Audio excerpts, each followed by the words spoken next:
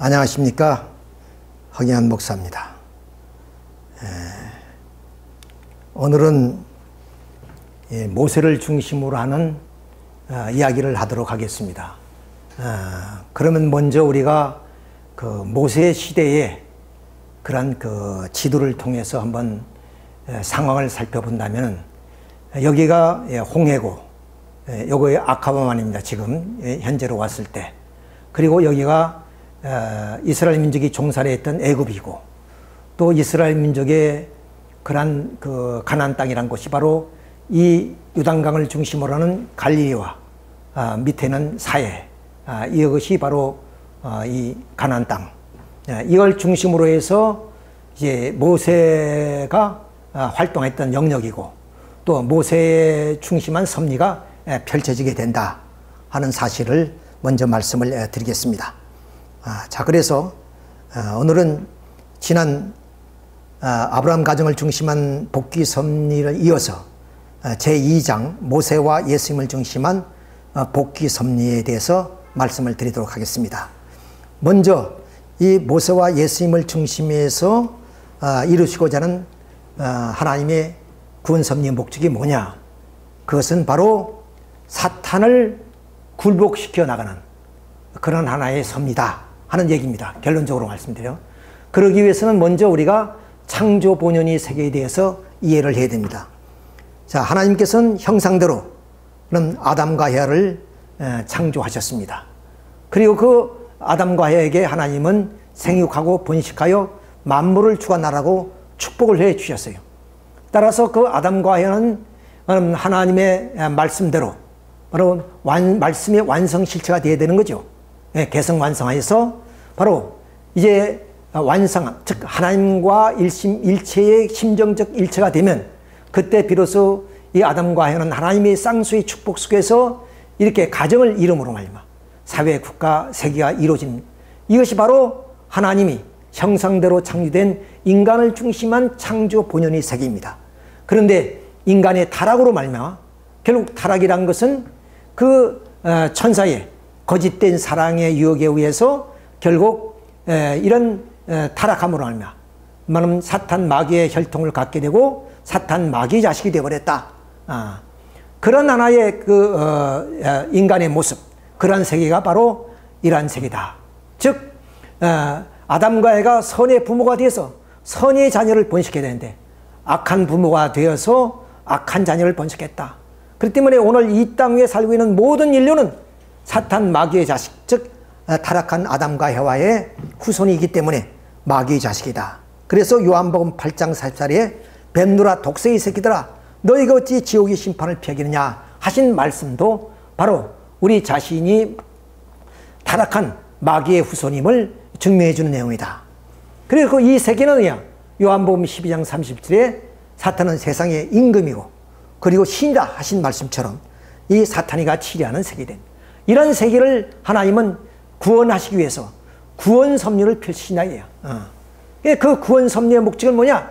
창조 본연의 세계로 복귀하는 것이다 하는 뜻입니다.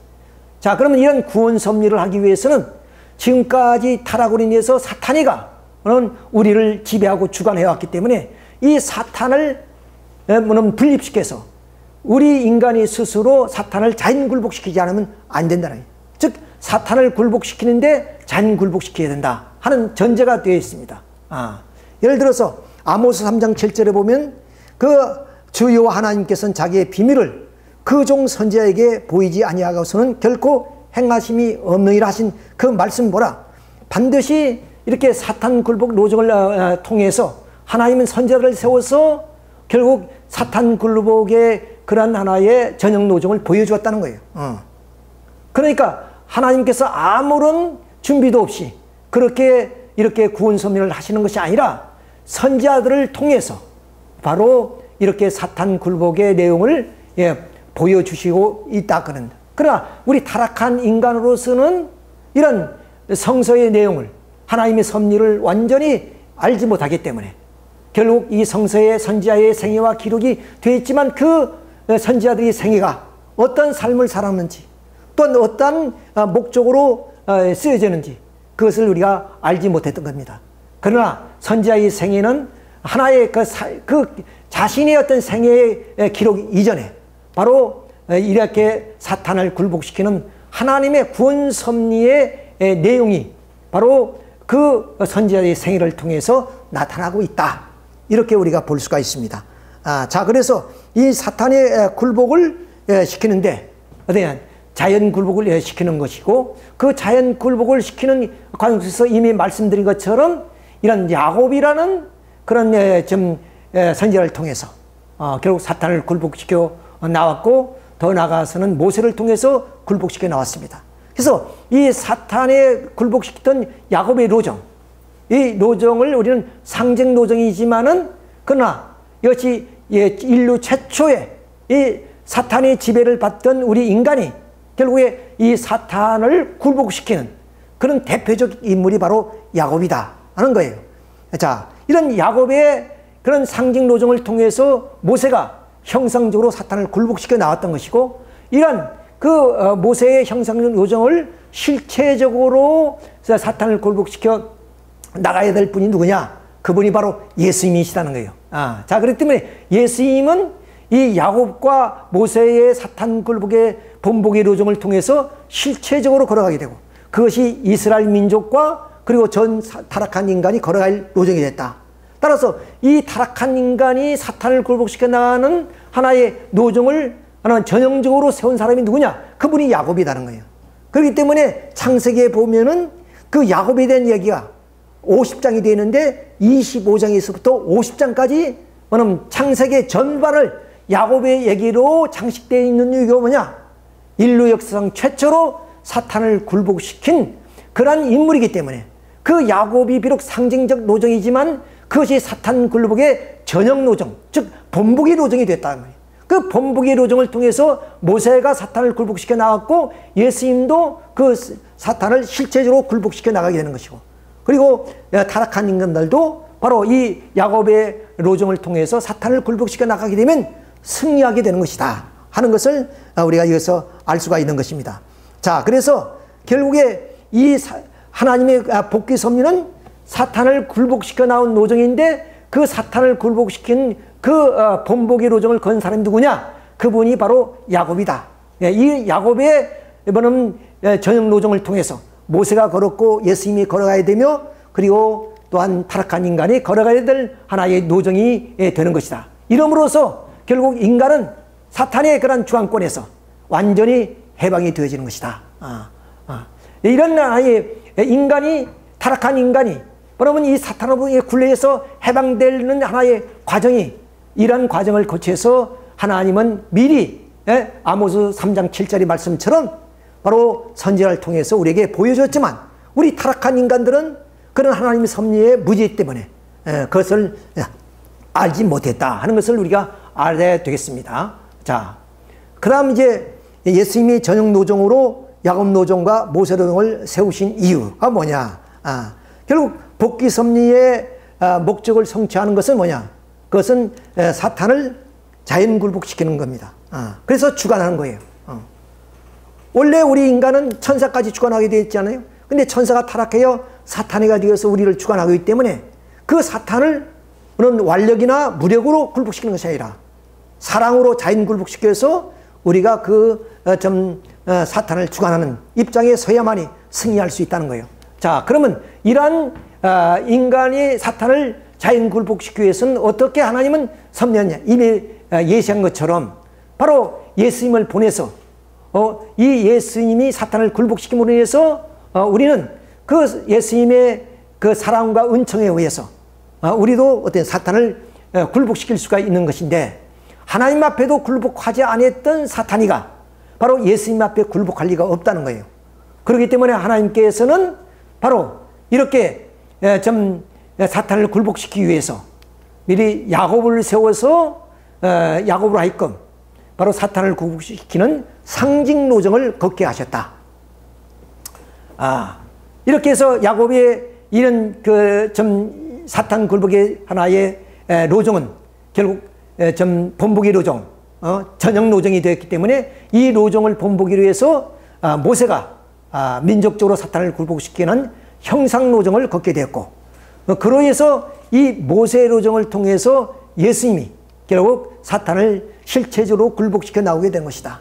그렇기 때문에 사도행전 3장 22절은 모세와 같은 선지자 하나를 세우실 것을 말씀하시는 것은 바로 모세의 로정을 본보기로 고려해야 될 예수님을 말씀하시는 것이고, 또 예수님은 아들이 아버지께서 하시는 일을 보지 않고서는 결코 행하심이 없느니라는 말씀처럼 결국 예수님은 예수님 스스로가 이런 사탄 굴복을 시키기 이전에 하나님은 이렇게 야곱이나 모세라는 선지자를 세워서 사탄 굴복의 이런 상징적 형상적 로정을 보여주심으로써 예수님의 사탄 굴복을 실체적으로 세워 나가시게 되는 것이다. 그리고 그 예수님을 믿는 성도들, 그리고 전 인류는 바로 이렇게 해서 사탄을 굴복시킴으로써 사탄을 주관할 때 비로소 우리는 타락한 그런 몸에서, 또 우리 타락한 세계에서 이 땅에 하나님 나라가 세워지게 되는 것이다 하는 것을 우리가 여기서 알아야 되겠습니다. 자, 그러면 야곱 로정을 본보기로 하여서 좀 그런 모세의 로정과 예수님 로정을 우리가 비교 대조해 보도록 하겠습니다. 자, 야곱 로정은 이미 말씀드렸죠. 사탄 굴복을 시켜나간 로정인데 어떻게 사탄을 굴복시켜 놨냐? 그것은 이미 서론에서 말씀드린 것처럼 바로 이 반대의 경로를 통해서 세우게 되는 겁니다.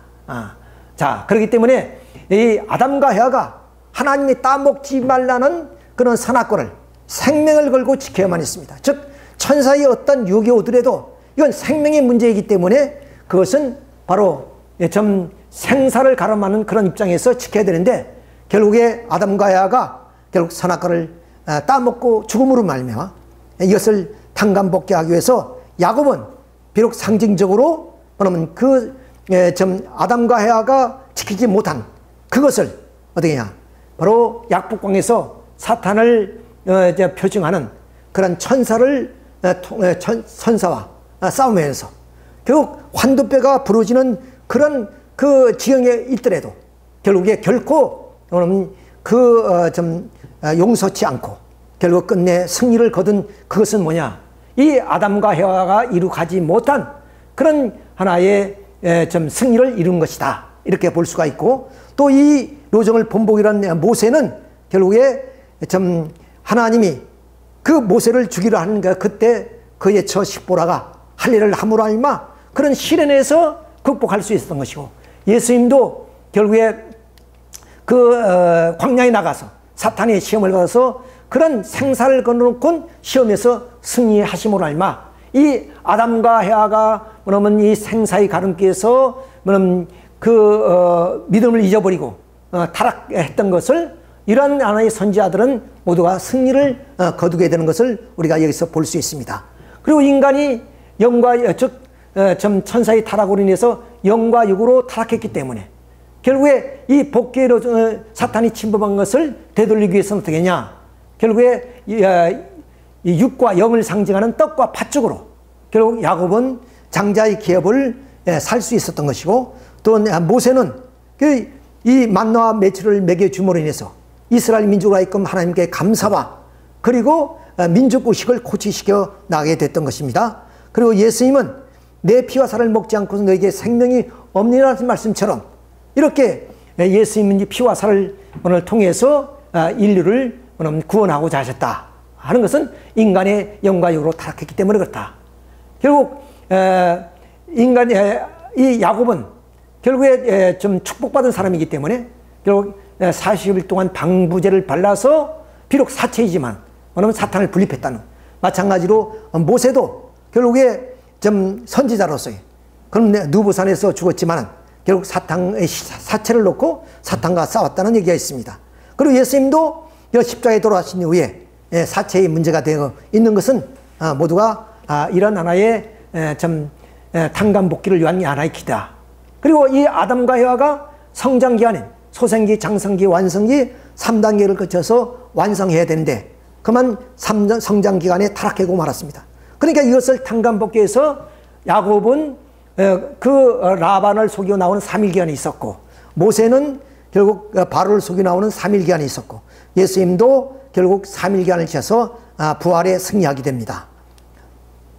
그리고 이 노아로부터 야곱까지 12대 종적인 섭리를 횡적으로 야곱이 승리하기 위해서 12 제자를 세웠던 것처럼, 12 자식이 세운 것처럼 모세도 이 노정을 본보기로 하기 때문에 12지파, 예수님은 실체로 하기 때문에 12 제자를 세우게 된 이유가 여기에 있다 하는 것을 했습니다. 그리고 결국 하나님이 6일 만에 창조하시고 7일째 안식하시는데 결국 타락으로 인해서 사탄이 침범하기 때문에 이것을 탕감복귀해서 야곱은 70가족, 모세는 70장로, 예수님은 70문도를 두셨던 것입니다. 즉 지팡이는 불의를 치고 앞길을 인도하며 그리고 또한 앞으로 인도하는 그런 사명을 가진 것이 지팡이입니다. 이런 지팡이를 가지고 이 야곱은 약복을 거눴고, 그리고 모세는 홍해를 갈았고, 그리고 예수님은 이러한 고해 타락한 이 세계를 이 지팡이와 같은 그러한 것을 통해서 헤쳐나가시게 된다는 것을 보여줍니다. 즉 우리 인간은 해와가 타락해서 죄악의 뿌리를 잃었고, 그동안 가인이 아벨을 살해함으로써 결국 죄악의 열매를 맺고 말았습니다. 자, 이래서 모자에 의해서 오늘 완전히 타락한 세계를 이뤄놨기 때문에 이런 그 복귀 섭리 노정에서는 바로 이 야곱이는 바로 그 어머니의 도움을 통해서 결국 장자의 기업을 빼는 데 성공했고, 그리고 모세는 어머니 도움에 의해서 태어나자마자 죽을 수밖에 없는 입장에서 바로 궁전에서 안전하게 성장할 수 있었다. 예수님도 마리아 어머니의 도움에 의해서 애굽으로 피난 갔다가 안전하게 돌아와서 하나님의 섭리를 이룰 수 있었던 것은 이와 같이 어머니 모자의 협조에 의한 것이다. 결국에 하나님의 섭리는 이 타락한 세계에서 가나안 땅으로 복귀하는 것이기 때문에 야곱은 바로 이 하나님 땅에서 가나안으로 복귀하는 섭리를 걸었던 것이고, 모세는 결국 애굽에서 가나안 땅으로 복귀하는 섭리를 걸은 것이고, 예수님은 결국 애굽에서 결국 유대 땅으로 돌아와서 좀 안전하게 하나님의 섭리를 이루어 나갔다. 결국에 하나님의 섭리는 어떠냐? 이렇게 좀 사탄을 괴멸시키는데 그 목적이 있습니다. 완전히 이 땅에 사탄이 흔적도 없는 그런 좀 완전 무결한 하나님의 사랑에 주관되시는 그런 세계, 그런 세계를 위해서는 사탄이 괴멸되었네. 그래서 야곱은 바로 그 우상을 상수리 나무 안에 묻어버렸고, 또 모세는 금송아지를 부셔서 가루로 만들어가지고 강에 뿌리고, 그리고 그것을 이스라엘 민족에 먹였다. 예수님은 결국에 이 사탄 세계를 철장으로 만국을 다스리게 된다 하는 것을 보여주는 것입니다.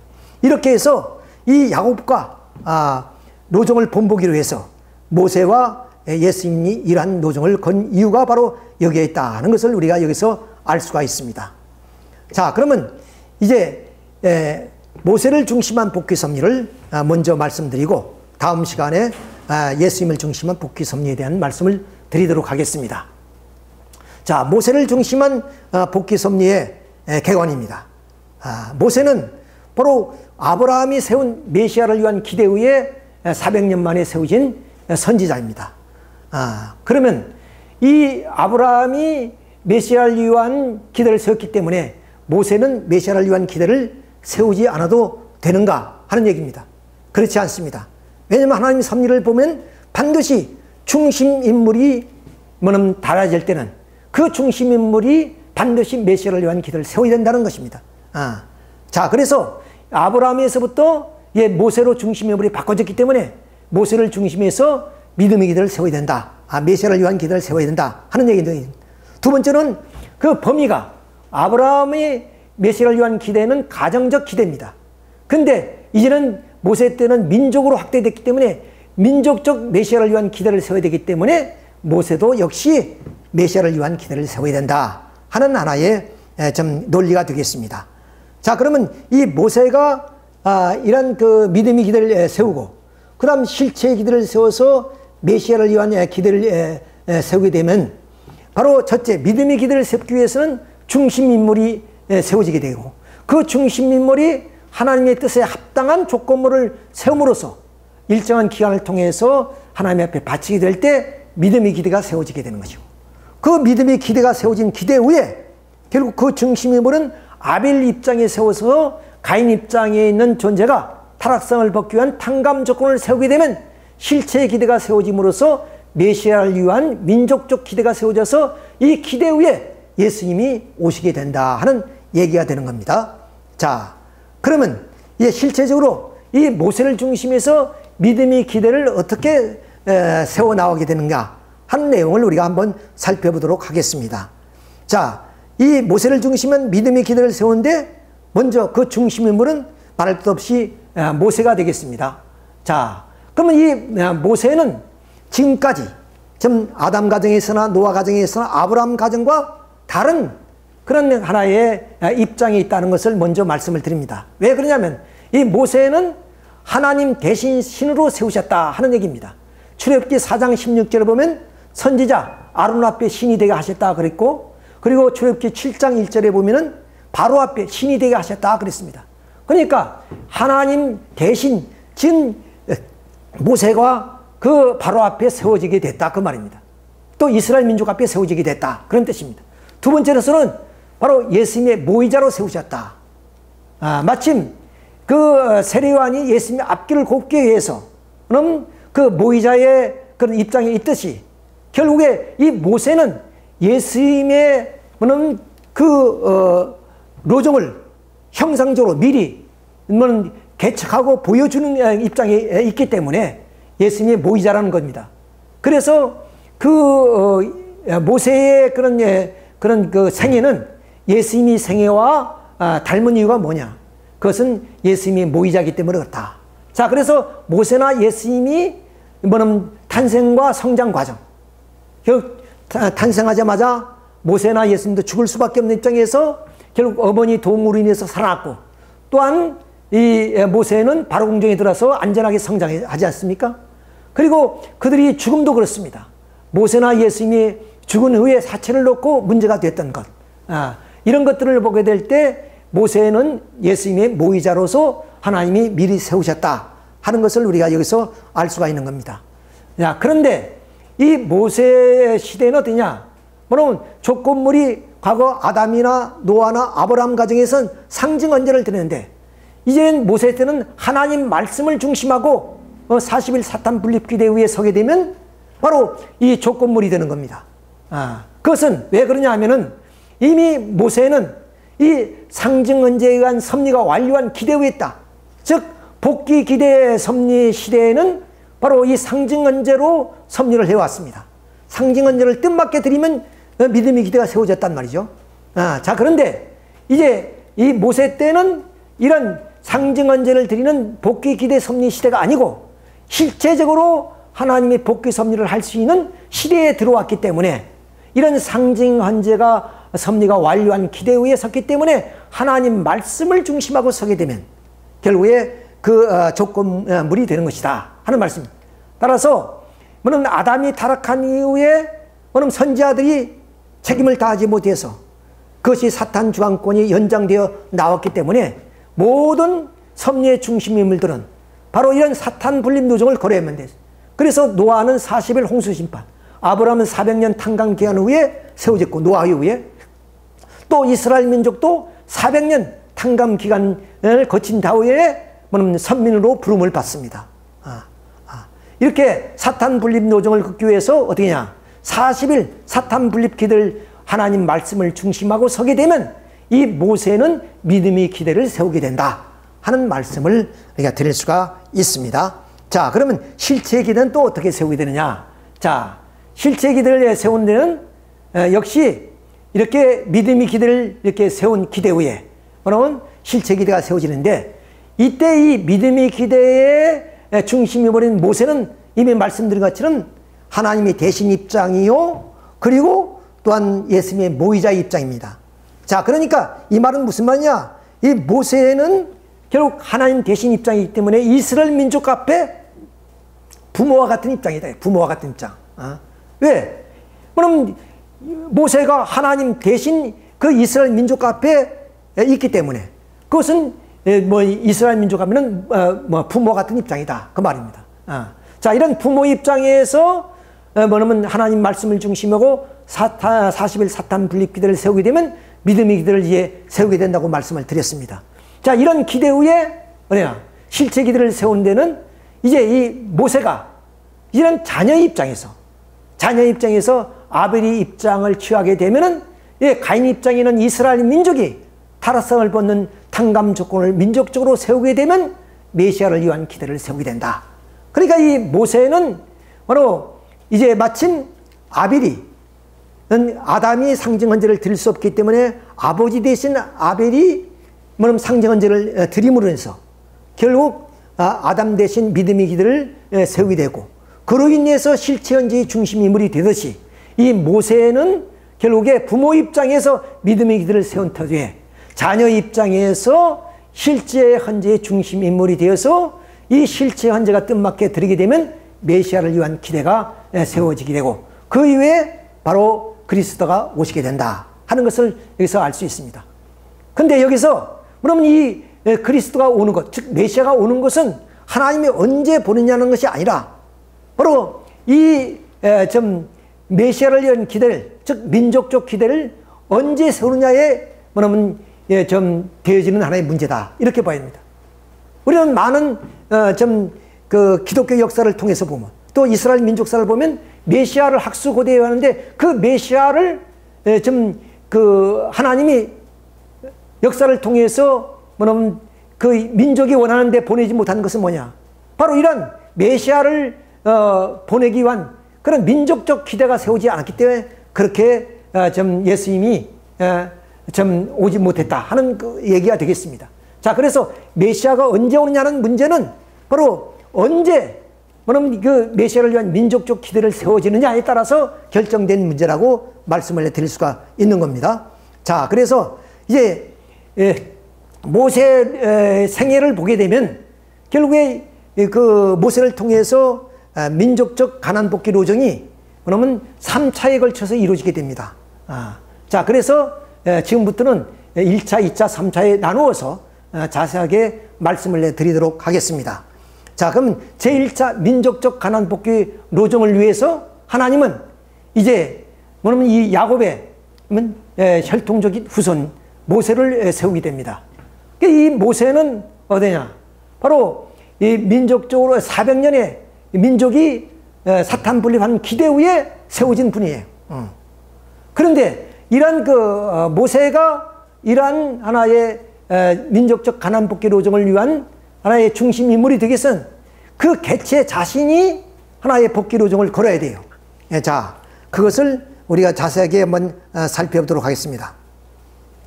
모세는 태어나자마자 죽을 수밖에 없는 입장입니다. 왜냐하면은 이 이스라엘 민족이 야곱의 후손이 애굽에 들어와서 400년 살다 보니까 그야말로 그 후손이 번창해서 결국 모세가 이스라엘 민족을 이끌고 나갈 그 무렵에는 약 장정만 60만이라고 그랬으니까 전체가 합치면 약 200만이 가까운 그런 인구가 늘어났단 말이에요. 그러니까 이 종으로서 인구가 증가한다는 것은 바로 이 바로로서는 위험이 될 수밖에 없는 그런 상황이기 때문에 바로 이 산파에게 아들을 낳으면 모두가 다 강물에 던져버리라, 이렇게 얘기를 합니다. 그런데 결국에 계속 그 이스라엘 어머니들이 아기를 낳습니다. 그래서 이제 그러면 바로가 그 산파들에게 꾸짖습니다. 너가 어찌해서 내 명령을 따르지 않느냐? 그랬더니 그 산파가 하는 말이, 이 히브리인들이 얼마나 건강한지 산파가 당도하기 전에 먼저 출산해 있었습니다, 이런 얘기합니다. 그러니까 다시 그 바로는 이제 그 산파에게 반드시 태어나면 죽여야 된다, 이런 명령을 내리시게 되죠. 자, 그때 바로 이 모세가 태어납니다. 그러니까 모세는 태어나자마자 죽을 수밖에 없는 그런 입장에 있었어요. 그래서 모세 어머니가 이 모세를 낳고 3개월 동안 이 토굴에서 숨겨서 키웠지만 그 울음도 너무 크게 울고 이래서 도저히 숨겨 키울 수 없기 때문에 할 수 없이 이제 이 갈대를 엮어서 나일강으로 띄워보내게 됩니다. 그 나일강 하루에 바로 이 바로궁이 있는데 그 바로의 딸이 바로 이 아기를 이제 주우게 되죠. 자, 그래서 그 양자로 이제 키우게 됩니다. 자, 여기에 보면 그 역사적인 내용이지만은 바로 이 하셉스투라는 이 여인이 바로 이 공주가 되는 겁니다. 그러니까 트토모세 1세의 아들과 딸인데 이 아들과 딸이 부부의 관계를 맺었어요. 고대 사회에서는 이런 경우가 이제 많이 있습니다. 에집트도 그렇고 다 그런데 이렇게 부부가 그러니까 자매가 그러니까 좀 오누이와 오빠의 관계인데 부부의 인연이 됩니다. 자, 그래서 태어난 사람이 트토모세 3세고 여기에서 이 하셉스투가 바로 이 모세를 나일강에서 건져가지고 양자로 삼지요. 그래서 여기에서 트토모세 3세하고 같이 성장합니다. 여기서 바로 궁에서 40년을 생활하는데 여기에 그 바로의 누이가 바로 이 광경을 보다가 자기가 유모를 뭐냐면 찾아들인다 그랬습니다. 그래서 그 모세의 어머니가 유모로 들어가서 모세를 바로 궁중에서 키우게 되는 겁니다. 자, 믿음으로 모세는 장성하여 바로의 공주의 아들이라 칭함을 받기를 거절하고 도리어 하나님의 백성과 함께 고난받기를 잠시 죄악의 낙을 누리는 것보다 좋았더라. 이렇게 모세의 어머니는 그 바로를 민족 의식을 고치시고 그로 인해서 모세는 그 민족에 대한 어떤 그 믿음과 충절이 뭐냐면 있었던 그런 젊은이였습니다. 그렇기 때문에 이 모세가 하는 말처럼 이 바로의 그 궁전에 있는 어떤 그 좀 영광보다는 결국 민족과 함께 그 좀 고난의 길을 받기를 뭐냐면 죄악의 낙을 누리는 것보다 더 좋았다. 즉 궁궐의 그런 행복한 것보다 더 기뻤다는 그런 말씀입니다. 이렇게 해서 그 모세 어머니의 그 모세의 그 민족에 불타는 그런 그 민족심을 심어줌으로 인해서 결국 모세는 히브리인이라는 사실을 자각하게 되고 그래서 결국 이스라엘 민족의 지도자의 길을 가게 된다 하는 말씀을 드릴 수 있습니다. 자, 이러한 가나의 모세로서 아까 말씀드렸던 이 바로궁중 40년 기간은 결국 민족 전체가 400년 사탄 분립 기간을 거쳤지만 그 개인적으로도 건너는 그것이 바로궁중 40년입니다. 이 40년을 통해서 어머니로부터 민족 의식을 받았고 그래서 민족에 불타는 그런 그 열정을 가진 지도자가 되어지는 이유가 바로 여기에 있다. 이러므로 해서 결국 모세는 믿음의 기대를 세우게 된 것이고 이런 믿음의 기대 후에 결국에 모세는 이 말씀처럼 부모 입장에서 믿음의 기대를 세웠기 때문에 자녀의 입장에서 아벨의 입장을 취하게 됐고 그로 인해서 이스라엘 민족이 그럼 타락성을 벗기 위한 탕감적을 민족적으로 세우게 되면 이 기대 후에 비로소 메시아가 탄생하게 되는 것이다. 즉 메시아에 의한 기대가 세워지게 되는 것이다. 그런데 여기에서 이 모세라는 인물이 이스라엘 민족이 타락성을 벗기 위한 탕감 조건 이것은 절대 순종, 절대 복종, 절대 신앙입니다. 그렇죠? 그런데 무명의 이 모세를 어떻게 이스라엘 민족이 믿을 수 있느냐예요. 자, 그렇게 해서 하나님은 출발의 섭리를 하셨다 그 말입니다. 자, 그러면 어떤 출발의 섭리를 하셨느냐 하는 것을 여기서 우리가 좀 살펴보도록 하겠습니다. 자, 이스라엘 민족이 결국에 좀 요셉이 있을 때는 총리가 되었기 때문에 좀 후한 대접을 받았지만 이제 요셉도 죽고 그리고 그러한 역사를 모르는 왕이 출현함으로 인해서 이스라엘 민족은 결국 이 종의 생활을 이제 해나가게 됩니다. 400년 동안 이 종살이하는 이런 과정을 결국 모세는 바로궁중에서 나와서 이것을 이제 실제로 보게 됩니다. 그러니까 이미 어머니로부터의 교육받은 이 모세는 그 민족에 대한 그런 하나의 그 울분을 느끼게 되고 이래서 결국에 그 애굽의 그 지도자들이 히브리인을 이렇게 종으로 취급하면서 그럼 채찍을 가하고 가는 것을 본 그 모세는 그 울분을 참지 못해서 결국에 이 좀 애굽인을 쳐 죽이는 그런 입장까지 서게 됩니다. 그래서 다시 그 이튿날 이제 다시 그 광야로 나와서 그 자기의 민족 히브리인들이 그런 고난어린 삶을 다시 바라보게 될 때, 이때는 또 어떤 광경이 벌어지냐면 같은 민족끼리 싸우게 됩니다. 같은 히브리 민족끼리 서로 싸우게 되는 것을 보게 됩니다. 이때 모세는 그러면 그들에게 충고를 합니다. 지금 그 애굽인으로 또 학대를 받는 것도 서러운 일인데 어때서 같은 민족끼리 서로 싸우고 있느냐고 충고를 했더니, 어제는 애굽인을 죽이더니 오늘은 좀 우리를 죽이려 한다, 이렇게 발설을 해버려요. 그 이야기가 바로에게 전해지게 되고, 그래서 바로는 모세를 죽이려 하기 때문에 결국 이 모세는 미디안 광야로 이제 좀 피신하게 된다. 즉 모세가 애굽인을 쳐 죽이는 것은 무엇을 의미한 것이냐? 이것은 바로 이스라엘 민족과 있고 모세가 이 민족의 지도자라는 것을 보여주게 한 겁니다. 그래서 이게 모세가 애굽을 쳐준 그 이유 가운데 세 가지 문제가 있는데, 하나는 사탄이 장자의 입장에서 인류의 지향성을 이끌어왔단 말이에요. 즉 천사가 해와를 타락시켰고, 또 가인이 아벨을 살해함으로 인해서 이 장자의 입장에서 사탄이가 결국 인류 역사를 이끌어 나가기 때문에 결국에 이 장자를 치는 하나의 섭리를 하신 것이고, 두 번째는 모세로 하여금 바로 이 궁중생활, 아까 말씀드렸으면 그 저악의 락, 즉 궁중에서의 그 행복보다는 그 민족과 함께하는 것이 더 기쁘고 행복했다는 것처럼, 그렇지만 사람이란 것은 살다 보면 그런 그 고난 어린 때는 과거를 생각하게 되고, 그래서 홀라찰란 궁중생활에 미련도 갈 수 있단 말이에요. 그러나 이렇게 원수를 지음으로 인해서 이 바로 궁중에 대한 미련을 끊게 하기 위한 하나의 방법이고, 세 번째는 이스라엘 민족으로 하여금 모세가 민족적 지도자라는 것을 보여주는 것이다. 이것이 아래 하나님이 이같이 모세를 이 모르는 무명의 모세를 세워서 민족으로 하여금 모세를 따르게 하는 하나의 섭리의 출발점이었다.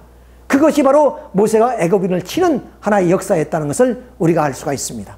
자, 이름에도 불구하고 결국 이스라엘 민족은 이런 모세의 행위에 대해서 결국 올바로 이해를 하지 못하고 받아들이지 못하고 그들의 좀 지도자로서의 받아들이지 못하고 오히려 불신하는 입장이 있기 때문에 결국에 모세는 그 바로에 의해서 죽음을 피하여서 좀 도망갈 수밖에 없는 그런 입장이 되었습니다. 자, 이렇게 그 히브리인들이 오해와 비난 때문에 결국 모세를 피해서 결국 미디안 광야로 피신하게 된다 하는 얘기가 됐습니다. 자, 그래서 이제 이 제1차 민족적 가나안 복귀 로정은 어떻게 하냐? 결국 이스라엘 민족이 모세의 그 민족계를 이해하지 못하고 불타는 그 민족을 사랑하는 그 마음을 이해하지 못해서 결국에 불신을 함으로 말미암아 하나님이 모세를 중심해서 이 민족을 가나안 땅으로 이끌어 나가는 섭리를 결국 실패로 돌아가게 됐다 하는 말씀이 되겠습니다. 그래서 말씀드린 것처럼 결국 그 모세는 바로의 눈을 피해서 이렇게 지금 시나이 반도죠, 건너서 이 미디안 광야로 피신하게 되었습니다. 여기서 결국 또 모세가 바로 궁중에서 40년 보냈듯이 여기서도 40년 생애를 보내게 됩니다. 그 내용을 우리가 잠시 살펴본다면 이 제2차 민족적 가나안 복귀로, 즉 하나님이 섭리의 목적은 반드시 그 목적을 이루는 겁니다. 즉 하나님의 뜻이 영원하단 말입니다. 그러니까 모세가 이스라엘 민족이 불신해서 이루지 못했다 할지라도 그것을 2차, 3차를 거쳐서 가나안 복귀 로정을 걸어가게 된다 하는 말씀을 먼저 드립니다. 자, 이렇게 해서 결국 이 모세는 미디안 광야에서 바로 이렇게 제2차 민족적 가나안 복귀 로정을 위한 믿음의 기대를 세우는 기간이 되는 겁니다. 자, 그러면 이 모세는 미디안 광야에서 그럼 하나님 말씀을 중심하고 40년, 여기서 40년 보내죠. 40년 사탄 분립 기대를 세웠기 때문에 이 미디안 광야에서 믿음의 기대가 세워졌습니다. 근데 이미 말씀드린 것처럼 모세는 바로 이렇게 실체의 기대를 세우기 위해서 믿음의 기대는 부모 입장에서 세웠고, 그 다음 실체의 기대는 바로 자녀의 입장에서 이스라엘 민족 앞에 아벨의 입장에 서게 되고, 그리고 이스라엘 민족은 가인 입장에서 타락성을 벗기 위한 민족적 탕감 조건을 세우게 되면 실체의 기대가 이루어지게 되는 거죠. 자, 그런데 이제 이 모세가 그럼 이 미디안 광야에서 하나님 말씀을 중심해서 믿음의 기대는 세웠지만 이제 실체의 기대는 이스라엘 민족이 모세를 따라야 되는 거예요. 자, 그러면 이 모세가 그러면 이스라엘 민족의 지도자가 되기 위해서 어떻게 했냐? 어떤 출발을 위한 섭리를 했느냐? 다시 1차 때와 마찬가지로 이 모세를 이 민족의 지도자다 하는 것을 민족으로 하여금 깨우쳐야 되고, 그 다음 또 이 민족과 모세가 하나가 되어서 바로를 굴복시켜서 결국 가나안 땅을 출발해야 됩니다. 이런 과정이 있기. 자, 그것이 출발을 위한 섭리다. 그럼 두 번째 민족적 가나안 복귀 여정에 있어서의 실제 현지를 들기 위한 출발을 위한 섭리는 어떻게 했었느냐 하는 것을 우리가 살펴보도록 하겠습니다. 자, 그것은 이미 모세가 미단 광야에 가서 그러면 그 장인이 이드로입니다. 결국 그 이드로를 이제 좀 만나고, 그래서 그 이드로 집에 있는 딸이 7인데 그 7 가운데 십보라는 그런 딸을 아내로 맞이하죠. 그래서 그 장인의 집에서 양치기가 됩니다. 양치기. 근데 어느 날 양을 치는데, 그러니까 40년이니까 세월이 많이 흘렀겠죠. 흘렀는데 저 호렙산에서 그야말로 떨기나무에 불길이 꺼지지 않고 타오르고 있다면, 그래서 마음에 끌려서 모세는 그 호렙산으로 갑니다.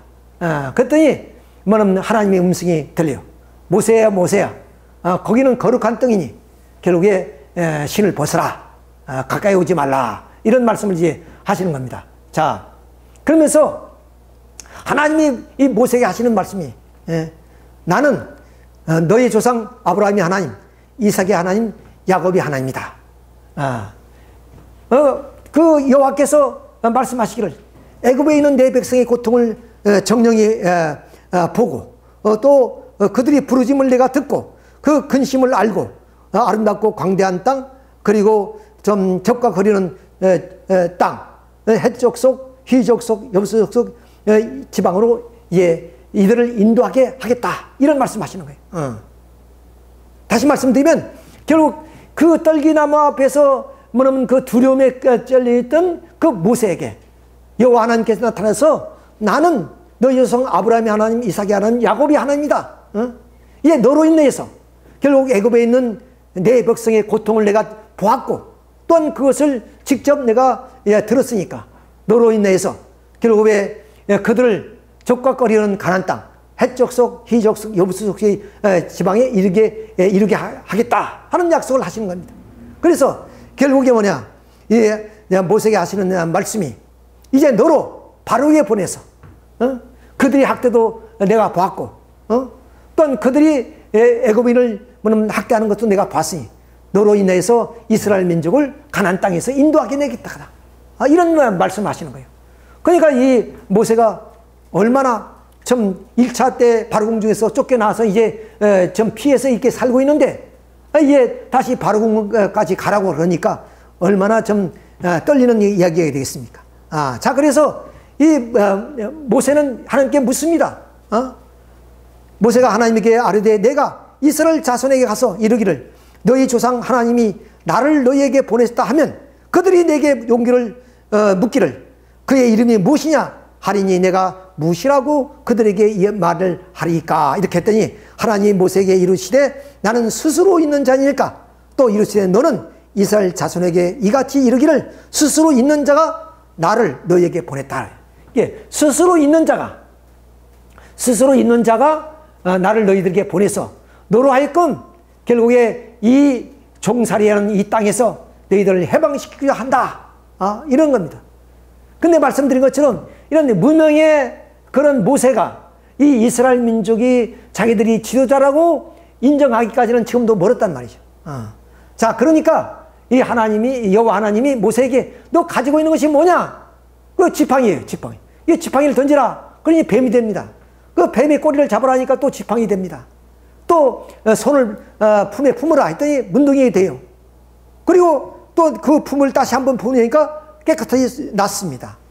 이런 이적을 하나님이 보여주시는 것이요. 그리고 정녕 바로가 말을 안 듣거든. 그 나일강의 물을 떠올리라. 그럼 피가 된다. 이런 것까지 이제 보여주시는 거예요. 예, 이것을 그대로 이 모세는 이 이스라엘 민족한테 와서 이것을 이제 보여주시는 겁니다. 그래서 자기로 하여금 스스로 있는 자가 보냈고, 또 내가 너희들을 인도할 그런 지도자라는 사실을 이렇게 증명해 보이는 거예요. 자, 이렇게 해서 이제 그 장로들과 함께 그러면 바로를 만나러 갑니다. 바로에. 바로에 가서 출애굽기 5장 1절의 내용이죠. 그 후에 모세와 아론이 바로에 가서 이르되 이스라엘 하나님 여호와께서 어떻게 말씀하시기를 내 백성을 보내라. 그러면 그들이 광야에서 내 앞에 절기를 지킬 것이니라 하셨다. 바로가 이르되 여호와가 누구에게 내가 그의 목소리를 듣고 이스라엘을 보내겠느냐? 나는 여호와를 알지 못하니 이스라엘을 보내지 아니하리라. 그들이 이르되 히브리의 하나님 우리에게 나타나신즉 우리가 광야로 살길쯤 가서 우리 하나님 여호와께 제사를 드리려 하오니 가도록 허락하소서. 이런 말씀. 이 말은 뭐냐? 바로 자기들이 이렇게 하나님의 권능을 가지고 바로 앞에 갔지만, 바로는 너희들이 뭐는 하나님이 누구냐? 여호와라는 자가 누구냐? 난 모른다. 그리고 나는 너희들을 내보낼 수가 없다. 그러니까 이 모세가 하는 말이 뭐냐? 히브리 하나님이 우리에게 나타나신즉 우리가 광야로 사흘길쯤 가서 우리 하나님 여호와께 제사를 드리려 하오니 가도록 허락하여 주소서. 여호와 하나님이 그렇게 명령하셨다 그거예요. 근데 바로는 나는 그를 모른다. 이렇게 거절을 해버립니다. 자, 그래서 결국 비장한 그런 하나의 카드를 주셨죠. 이미 모세에게. 자, 그것을 이제 나타나게 됩니다. 모세는 이렇게 지팡이를 던지니까 뱀이 돼요. 그러니까 이제 여기 그 애굽에도 박사와 술객이 있을까요? 그 박사와 술객이 던진 지팡이가 다시 뱀이 돼요. 그러나 이 두 뱀이 싸워서 모세의 뱀이 결국 그 술객의 뱀을 잡아 삼켜버립니다. 자, 승리했다는 것을 의미하죠. 그 다음 이렇게 그 손을 품었더니 문둥이가 돼요. 문둥병이 났죠. 그것을 다시 품었더니 문둥병이 깨끗이 나는 그런 역사. 그 다음 아까 말씀드렸던 이렇게 나일강물을 떠올렸더니 바로 이 피가 된단 말이에요. 그래서 3대 기적과 10장을 통해서 이 바로를 완전히 굴복시키는 겁니다. 자, 이런 역사를 통해서 이스라엘 민족으로 하여금 이렇게 애굽을 치는 역사는 뭐냐? 바로 이스라엘 민족으로 하여금 모세가 그들이 지도자라는 것을 보여주게 한 것이고, 또 모세로 하여금 바로 공중에 대한 미련을 끊게 한 것이고, 그리고 또한 이 바로로 하여금 이스라엘 민족에 대한 미련을 갖지 못하게 하기 위한 그런 하나의 내용으로서 이렇게 이적 기사를 행하게 됐다 하는 말씀을 드릴 수 있습니다. 자, 그러면 이 3대 기적에 대해서 자세하게 한번 살펴보도록 하겠습니다. 첫째 기적이 바로 지팡이를 모세가 던지니까 그것이 뱀이 됐죠. 그럼 바로의 술객이 던진 그런 지팡이도 뱀이 되었습니다. 그러나 이 모세의 뱀이 바로의 뱀을 집어삼켜 버립니다. 이것은 뭐냐면 예수님이 이건 뱀같이 지어라. 그리고 광야에서 모세가 뱀을 든 같이 내가 뱀을 들이라. 이렇게 뭐냐면 그 지혜로운 뱀의 사명을 가지고 예수님이 이 땅에 오셔서 결국에 이 타락한 세계를 멸하게 된다는 것을 이렇게 상징적으로 보여주신 내용이다 하는 것을 우리가 알 수가 있고, 두 번째 기적은 바로 모세가 손을 품으니까 문둥병이 됐죠. 자, 근데 다시 그것을 품으니까 깨끗하게 나아졌습니다. 이것은 결국 천사상의 해와를 품으로 말미암아 타락해 버렸습니다. 하나님 자녀로서 돌아올 수 없는 타락의 길로 빠지게 됐다 그 말이에요. 그런데 예수님이 이 땅에 오셔서 이 타락한 일을 다시 품음으로 인해서 결국 인류를 중생 부활시키게 된다 하는 것을 상징적으로 보여주신 것이다 하는 말씀이 되겠고, 세 번째 기적은 말씀드렸지 강물을 퍼올렸더니 그것이 바로 피가 되었다 이런 얘기입니다. 자, 그러면 이 강물은 뭐냐? 유기물이에요. 무기물이죠. 이거 잘못 썼습니다. 무기물이죠. 자, 무기물인데 피가 됐던 것은 유기물이 됐다는 것이고, 그것은 다시 말씀드려서 생명 없는 존재가 생명을 갖게 됐다 그 말입니다. 그러니까 결국에 어때요?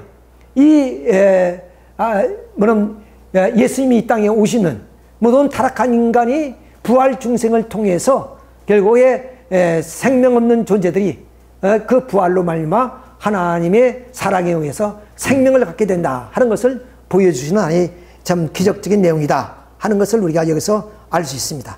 그래서 예수님이 이 땅에 오셔서 타락한 인간을 구원하시는 것을 의미하는 것이다 하는 얘기입니다. 자, 그러면 이 삼권능의 목적이 뭐냐? 그것은 바로 이 땅 위에 이 모든 모세의 로정은 예수님의 번복의 로정이라고 그랬죠.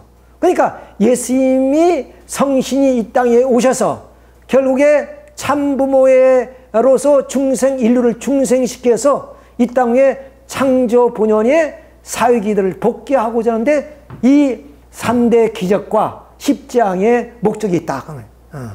이런 데 뜻을 가지고 뭐냐면 이제 모세는 이런 기적을 행하게 됐다는 것을 우리가 여기서 알 수 있습니다.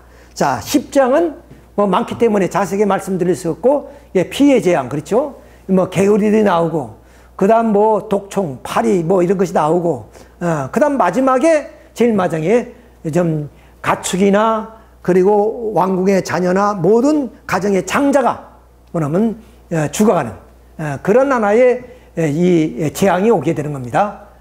자, 그 가운데 제일 마지막에 이 6월절이란 그런 하나의 행사를 하게 됩니다. 결국에 뭐냐면 이 마지막 모세가 이 재앙으로 내린 것이 장자의 죽음입니다. 그러니까 애굽에 있는 모든 가축이나 어느 가정의 장자도 다 이제 죽게 되는 그런 상황입니다. 그때 하나님은 이 이스라엘 민족에게 양의 피를 이렇게 발라서 문설주에다가 바르게 합니다. 그러면 죽음의 사자가 이제 각 가정마다 가서 장자를 이제 죽이는 과정 속에서 이 양의 피가 바른 그런 집은 뛰어넘는다 해요. 그래서 6월이라 그래요. 6월 뛰어넘는다고 해서 자, 이렇게 해가지고 결국에 이 히브리인 가정, 즉 이스라엘 민족에는 장자의 죽음이 이 양의 피로 인해서 엄선한데 애굽의 모든 가정은 그런 왕궁에서의 뭐냐면 왕자도 다 이렇게 죽게 되는 이런 형국이 오게 되는 거죠. 자, 이렇게 해서 결국에 이 십장을 통해서 결국에 이 바로는 굴복하게 됩니다. 자, 그런데 이 십장의 기적을 행하신 이유가 뭐냐? 즉 하나님은 원리적인 분이십니다. 그렇기 때문에 모든 그 재앙을 내리는 것도 원리적이어야 되지 하나님이 능력이 있다 해서 능력대로 해지는 것이 아니다는 거예요. 그러면 반드시 사탄이가 참소하겠죠. 자, 그렇기 때문에 그 원리적인 이유가 무엇이냐? 그것은 바로 야곱이가 그 삼촌 라반이 뭐는 10번이나 속였죠. 싹을 제도 주지 않고. 자, 그와 마찬가지로 모세도 이렇게 기적을 행할 때마다 뭐는 풀어준다고 했어요. 가라고 했어요. 여호와의 말씀대로 듣겠다 했습니다. 그럴 때마다 재앙이 끝나면 다시 반복 10번이나 반복했다. 그러니까 십장을 통해서 이것을 탕감복귀하는 그런 역사입니다. 그것이 뭐 물의 피, 독종, 우박, 메뚜기, 후감, 장자, 뭐 죽음 이런 것들입니다만은 자, 그러면 이제 몇 가지만 우리가 살펴본다면 자, 애굽에는 뭐 3일간 어둠이 왔어요. 이렇게 재앙을 내리니까. 그런데 이스라엘 민족에는 광명이 왔단 말이에요. 이것은 바로 이제 사탄 세계는 이제 어둠이란 것은 몰락을 의미하는 것. 이스라엘 민족에는 새로운 광명이 온다는 것을 보여주신 것이고 또 이 장자가 육축의 모든 것은 마것을 다 치었는데 이스라엘 민족에서는 양의 피를 바람으로 이것을 다 건너뛰었습니다. 그리고 또한 모세는 이렇게 좀 많은 재물을 가지고 결국에 이제 가나안 땅으로 오듯이 예수님도 이 땅에 오면 모든 만물 세까지도 다 복귀해 주신다는 것을 이렇게 십장을 통해서 보여주고 계시다 하는 사실입니다. 따라서 이렇게 모세가 이스라엘 민족을 구출해서 그런 가나안 땅으로 복귀하는 그것은 결국 이 사탄 세계에 예수님이 오셔서 이적과 기사를 통해서 결국 사탄 세계를 멸하고 인류를 구원하게 된다는 것을 이렇게 보여주신 것이다 하는 내용이 되겠습니다. 자, 그리고 이렇게 십장을 내리니까 그 십장을 내릴 때마다 바로의 마음이 막 강팍해집니다. 그냥 분노가 치솟고 이렇게 강팍하게 하신 이유가 뭐냐? 그것은 하나님의 역사예요. 하나님의 역사. 모세의 마음을 막 분노를 느끼게 하고 강팍하게 느끼게 하는 것은 하나님의 역사이다. 그 이유가 무엇이었느냐? 첫째는 바로와 이스라엘 민족에게 하나님의 능력을 보여준 거예요. 하나님이 살아계시다. 하나님은 이러한 좀 능력과 권능자다. 이런 것을 바로뿐만 아니라 이스라엘 민족한테도 보여준 거예요. 그러니까 하나님이 세우신 모세를 따르면 너희들도 이 하나님의 능력을 받지 않느냐? 그럼 능치 못할 것이 없다. 이런 뜻에서 보여주신 거예요. 두 번째는 바로에게 자기가 아무리 자기의 박수와 술객을 통해서 이 이스라엘 민족을 붙잡으려 하더라도 결국에 하나님의 능력에 의해서 자기의 무능함을 깨닫게 된다. 붙잡다가 결국에 붙잡을 수 없다는 자기 자신이 무력함을 느끼게 하기 위한 것이다. 세 번째는 이스라엘이 애굽에 대한 미련을 근거해서 이미 우리가 그 성서에도 있습니다마는 좀 광야에 나갔을 때 수박도 없고 생선도 없고 오이도 없는 그것을 한탄하면서 우리는 비록 종살이를 했지만 수박도 먹고 오이도 먹고 생선도 먹었다.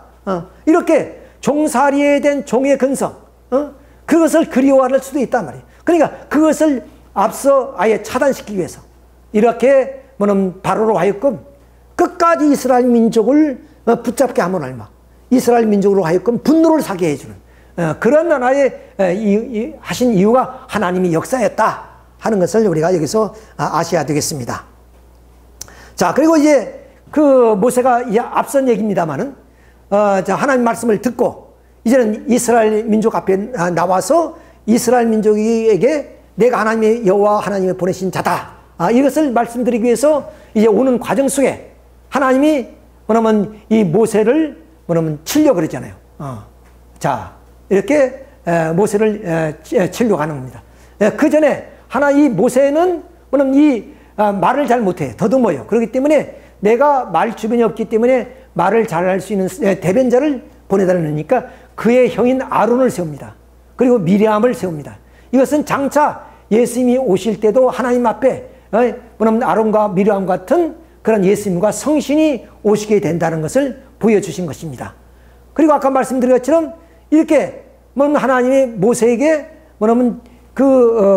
치려고 할 때 그의 처 십보라가 할례를 함으로 인해서 이 모세가 그러면 그 시험에서 좀 살아날 수가 있게 되는 자. 이렇게 할례를 한 것은 뭐냐면 이스라엘 민족으로 하여금 어떠냐? 예수님이 오실 때 그 민족이 모두가 할례를 받아야 된다 하는 것을 이제 보여주시는 것이고, 그래서 선민이 되는 것을 의미합니다. 자, 그럼 할례의 근본의 의의가 뭐냐? 그것은 첫째, 우리 인간이 타락으로 말미암아 사망의 피를 우리가 받아들였단 말이죠. 그래서 타락한 마귀 자식이 되어버렸습니다. 그러니까 그 사망의 피를 할례를 통해서 뽑는다는 하나의 조건이 되는 것이고, 그리고 인간이 결국 해와가 천사에 타락했고, 천사가 결국 그 아담을 유혹해서 타락시켰단 말이에요. 그래서 영육으로 타락하지 않습니까? 그러니까 그 남자의 그 주관성을 잊어버렸다. 그 주관성을 이 사망의 피를 뽑음으로 인해서 다시 찾는 그런 하나의 조건을 세우는 것이고, 그리고 하나님의 본성의 자녀, 즉 타락했기 때문에 하나님 자녀가 아니고 마귀 자식이다. 그런데 그 사망의 피를 뽑음으로 인해서 하나님 자녀가 되었다는 하나의 상징적인 그런 약속의 표시가 되는 것이다. 이런 뜻에서 이 십보라가 할례를 함으로 말미암아 모세가 그 시험에서 승리할 수 있었다 하는 그런 말씀이 되겠습니다. 할례는 여러 가지 우리가 마음이 할례, 육신이 할례, 만물이 할례, 이런 것은 우리가 다음 시간에 말씀을 드릴 수가 있습니다. 자, 이렇게 해서 결국에 여러분 이 출발의 섭리를 어떻게 했으면 바로가 굴복했죠. 바로가 이게 3대 기적과 10장에 의해서 굴복해서 결국에 이스라엘 민족이 여호와의 말씀대로 광야로 나가게 됩니다. 자, 그럼 이런 3대 기적과 10장을 내리신 이유는 이미 1차 때도 말씀을 드렸습니다만 사탄이 장자 입장에서 인류 역사를 이끌어왔기 때문에 그 장자를 치는 하나의 섭리를 하시는 것이고, 또 이렇게 10장을 통해서 이 바로가 자기들이 박사와 그리고 뭐냐면 술객을 통해서 권능을 행하는 그것이 뭐냐면 아무런 소용이 없다는 것을 스스로 깨닫기 위한, 즉 무력함을 깨닫기 위한 하나의 내용이고, 또 이스라엘 민족에게 뭐냐면 그의 민족심을 보여주게, 즉 모세의 민족심을 보여줌으로 인해서 모세가 우리의 지도자다 하는 것을 깨닫게 하기 위한 하나의 내용이었다 하는 내용이 되겠습니다. 마지막으로 결국 이제 아브라함이 상징 언제가 실패로 400년 사탄 분립 기간입니다. 즉 종살입니다. 그런데 1차 때 실패함으로 말미암아 결국에 30년을 더 결국 노예 생활을 하게 됐다. 그러므로 하나님이 이스라엘 민족의 그런 국률함을 자내기 때문에 이렇게 모세를 통해서 뭐냐면 3대 기적과 10장을 내리게 됐다 하는 얘기가 됐습니다. 이래서 결국에 바로가 굴복하고 바로가 허락하게 됩니다. 근데 이것이 뭐냐면 이 애굽 땅을 떠나는 것이 아니라 이미 1차 때 말씀드린 것처럼 어디야?